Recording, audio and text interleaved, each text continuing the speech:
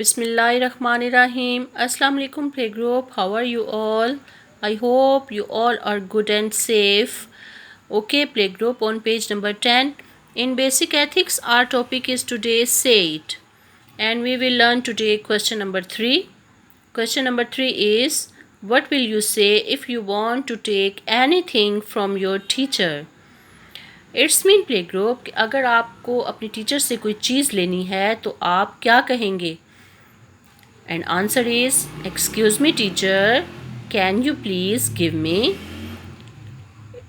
For example play group, अगर आपको अपने टीचर से रेज़र चाहिए, ठीक है, तो आप कहेंगे excuse me teacher, can you please give me a razor.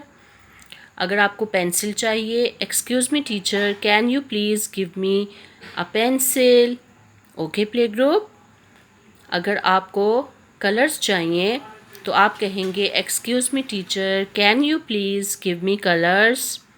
Okay, learn this question today और आगे बढ़ते जाओ, पढ़ना है, रुकना नहीं।